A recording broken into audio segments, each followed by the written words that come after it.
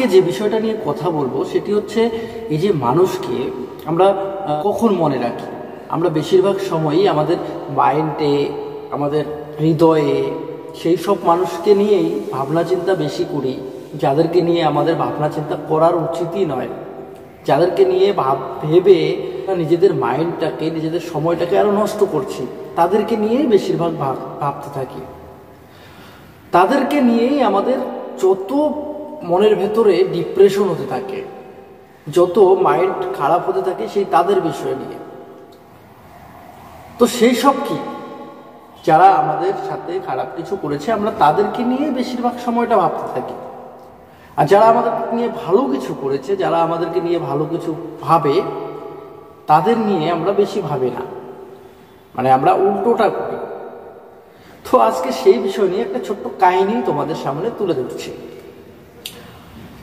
এটি হচ্ছে, এক সময় দুজন বন্ধু মিলে মরুভূমিতে ঘুরতে গেছে।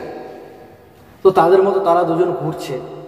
এবার হঠাৎ করে তাড়াহুড়ো করে হাঁটতে গিয়ে দ্বিতীয় বন্ধুটি পড়ে গেছে। এবার সে পড়ে গিয়ে যখন আবার উঠে দাঁড়ালো, দাঁড়িয়ে প্রথম বন্ধুর গালে ঠাস করে একটি চড় দিয়ে দিল। বন্ধুটি অবাক হয়ে তাকিয়ে থাকলো।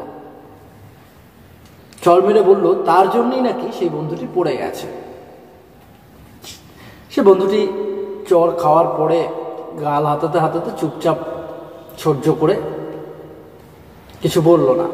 বলে সে বন্ধুটির নাম বালির মধ্যে লিখে রাখলো।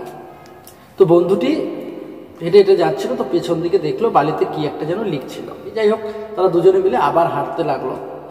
এবার হাঁটতে হাঁটতে হাঁটতে হাঁটতে অনেক দূর যাওয়ার পরে সেই প্রথম বন্ধুটি পড়ে গেল।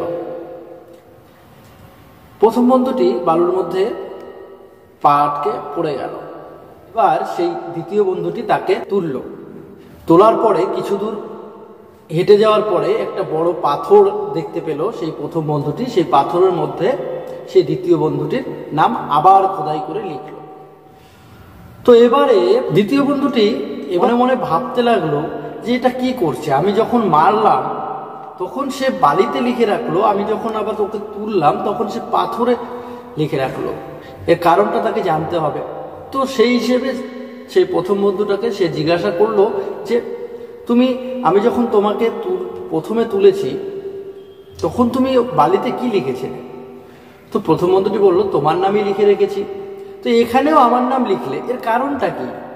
বালিতে লিখে রাখলে আবার এখানে লিখলে।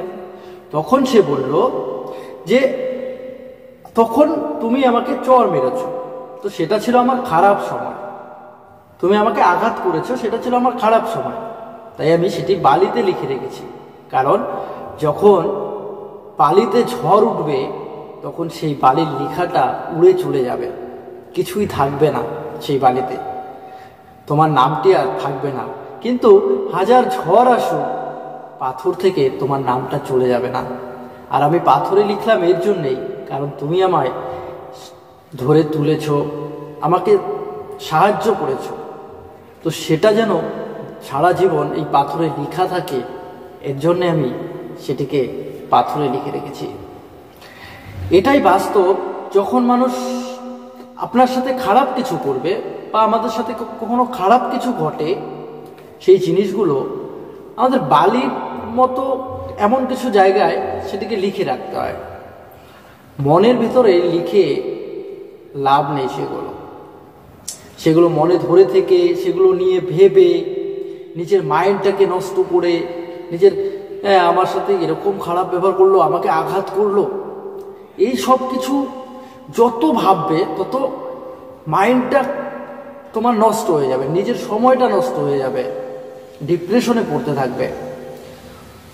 তো সেটাই হলো যে খারাপ সময়টা গেছে, যে খারাপ করেছে সেগুলোকে এমনভাবে রাখবে যেটা তুমি অনায়াসে ভুলে যেতে পারো। আর যারা তোমার খারাপ পরিস্থিতিতে আছে, যারা তোমার খারাপ পরিস্থিতিতে ছিল, যারা তোমাকে সর্বক্ষণ পেছন থেকে সাহায্য করে গেছে, যারা তোমার পাশে সব সময় দাঁড়িয়ে আছে, সেই মানুষগুলোর নাম নিজের হৃদয়ে লিখে রেখো, নিজের কাছে যত্ন করে রেখে দিও, যাতে কখনো হাজার ঝড়েও সেই নামগুলো মুছে না যায়, সেই মানুষগুলো মুছে না যায়, সেগুলো যেন সবসময় আপন থাকে।